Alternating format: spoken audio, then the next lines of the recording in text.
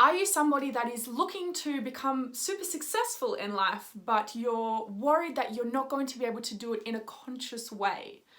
Or maybe you're somebody that is already finding success, but you are worried that you're going to become one of those stereotypical rich people that doesn't care about other people's feelings or the environment or anything that's happening in the world. All you care about is money. Well, you're in luck, because in this video, we're going to take you through the 9 dimensions of conscious success and what the actual difference is between just normal, everyday, regular success and conscious success. And I do have to apologize in advance. This episode was actually recorded as a podcast episode to begin with, so the footage isn't great quality.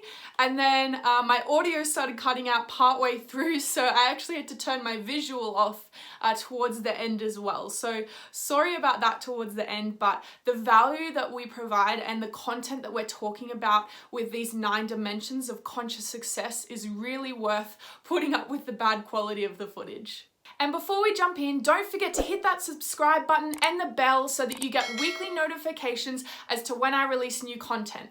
I'm going to be putting out a whole bunch of videos around personal development, around mindset, confidence, everything that's going to help you become a better person in general. Now let's dive into the episode.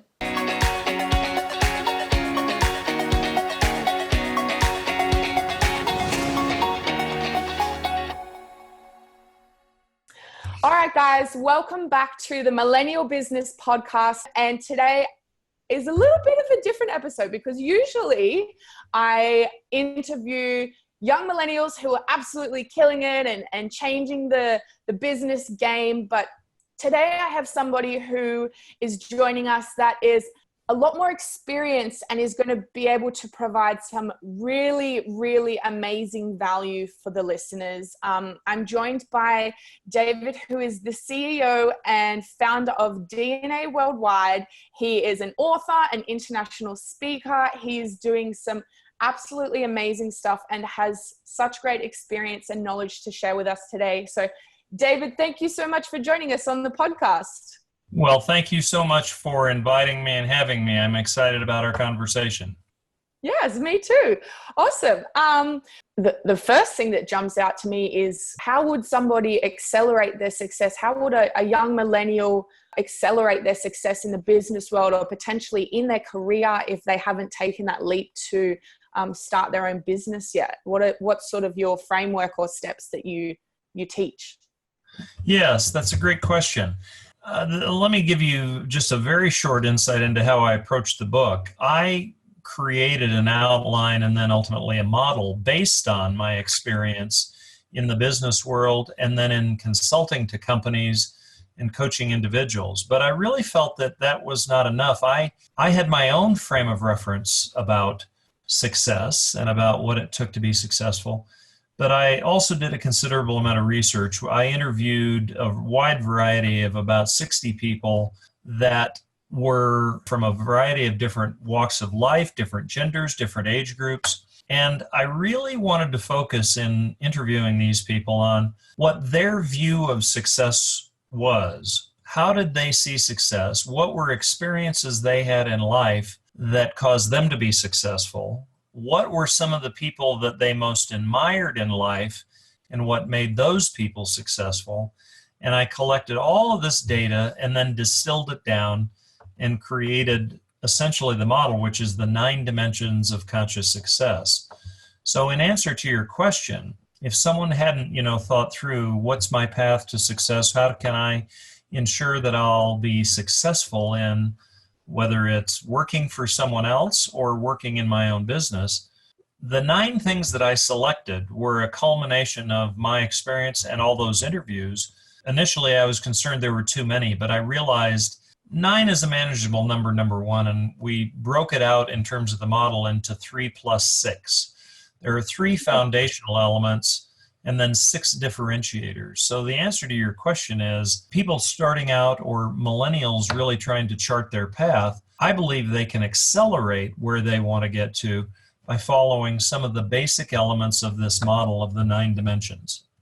Beautiful. And what do you see the difference between because you talk a lot about conscious success, and Yes. some people I know, like back home where I used to live in Canberra in Australia, there's not really any talk about conscious leadership or conscious success or being more conscious. What do you see the difference between conscious success and just sort of normal success?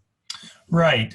I think the difference, number one, is having a model or a framework to follow, and number two, being more thoughtful and deliberate about it, which really ties to the 9 dimensions. One of the ways that I discussed this with one of my mentors, we talked about, can you really control, your path in life? And I'm a big believer in personal responsibility. I listened to one of your podcasts, and I remember the reference that you made was about a particular dynamic, and you said, if we as millennials, or really anyone, go down a certain path, that's really a choice, and we can choose to take that path. We can also choose to take a different path, or if we choose a path and it's not working for us, we can choose to then make a shift, to make a turn, to go down a different path. And so the difference, I used this model, which is, do we go through life sort of the pinball game of life, which is we're this little ball being bounced around inside a pinball machine, or can we guide it through deliberation and being more purposeful? So the 9 dimensions are, and I'll again break down the 3 plus 6. The 9 dimensions, first, the foundation starts with your purpose, being clear about what you think your purpose in life is, and we give you a framework for defining that. Then the other 2 foundational elements are you operating with high levels of self-awareness? You go through life knowing how you're showing up. How are you feeling? What is your, what are your thought processes, so forth. And then the 3rd foundational element is social awareness. Are you going through life clear about how your words and actions influence or impact others? Then the differentiators in order are authenticity, work ethic and personal responsibility, listening, articulation, humor, and gratitude. And I'll wrap up the answer to your question by saying that the big difference is that you are deliberate in the way that you apply these things to the choices you make in life, as opposed to just sort of bouncing around in the pinball game of life. You're deliberate, you're thoughtful, or the way that I like to say it is, you're living your life on purpose. I love that, because one of the biggest things that changed my life when I was first getting into business and personal development was actually creating a 10-year vision for myself. And I never, ever felt in my life like I had a purpose or I had something that I was really working towards.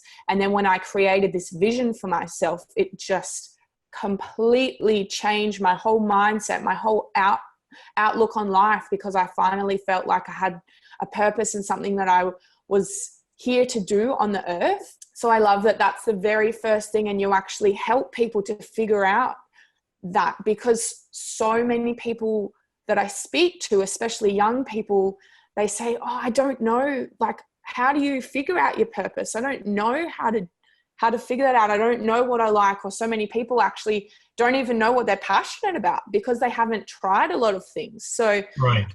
The fact that you break that down and you really empower people to figure out their purpose and give them the steps to do that, I think is absolutely amazing. We've got a little process in the book for people to write their own personal purpose statement. And by the way, that's not something that has to be cast in stone. If somebody's 25 and they're trying to figure out their purpose, again, the process, that whole question of what's your purpose in life, that can be a little daunting to people. And so you have to have a little bit of fun with it.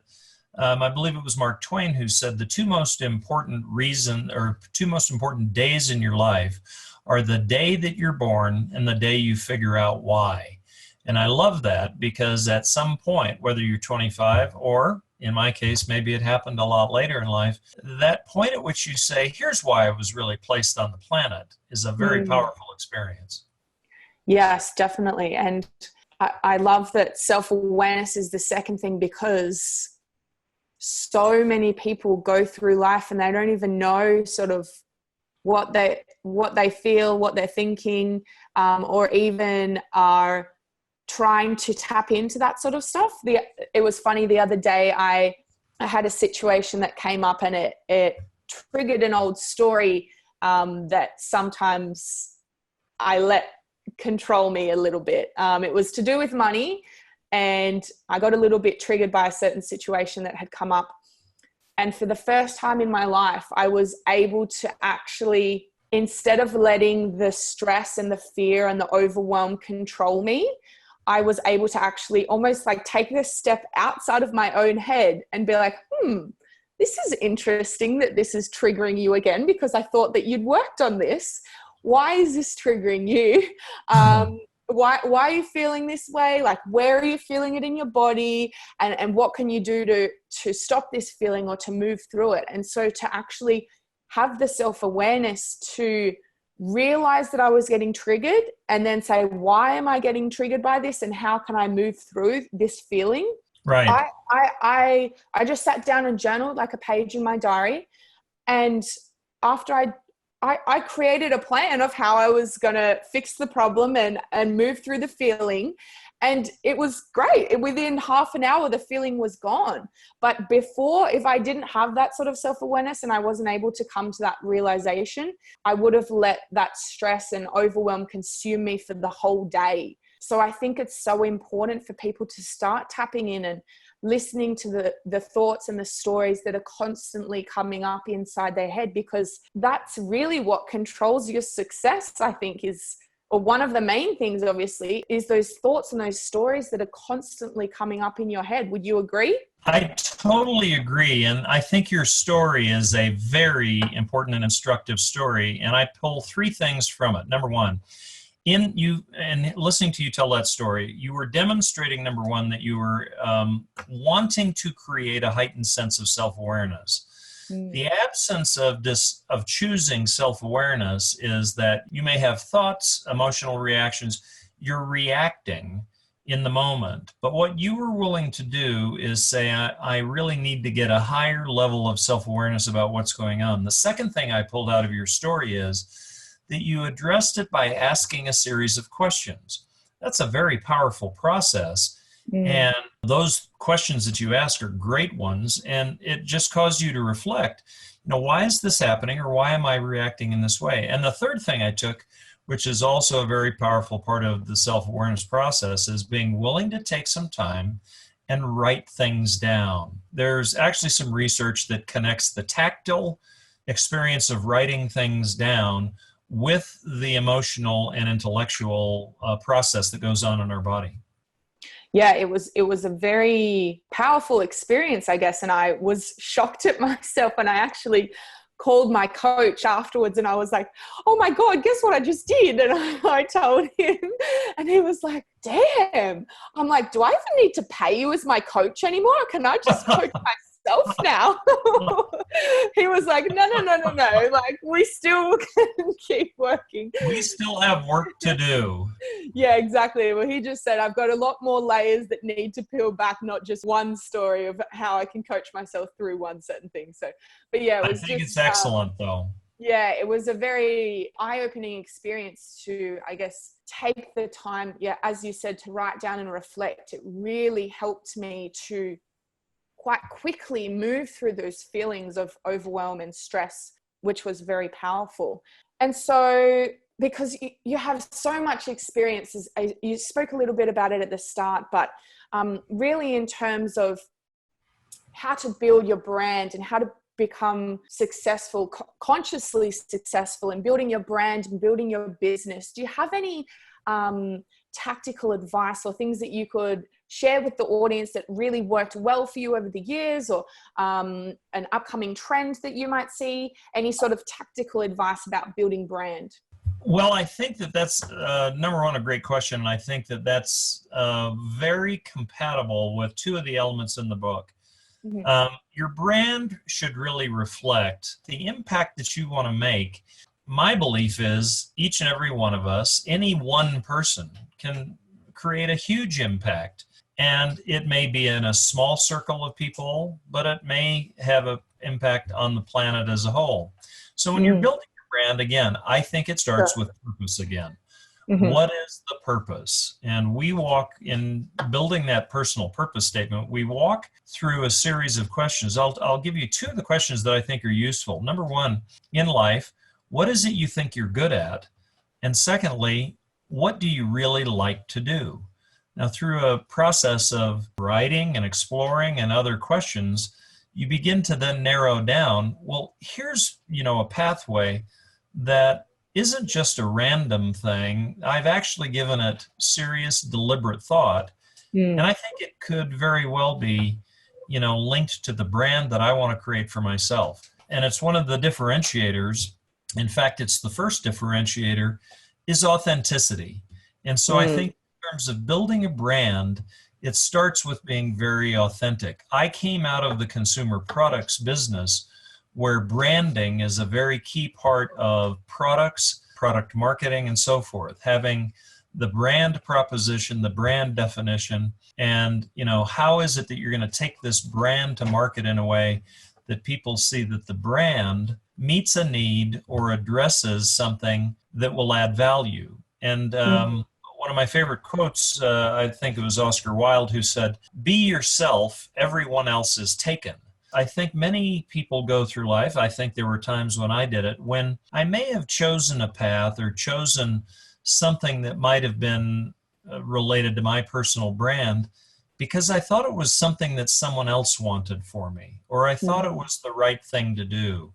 Or maybe working in a large corporation, it would have been let's say, a politically correct thing to do. But that's not real authenticity. Then what that means is I'm operating in service to some other calling or some other person or some other direction.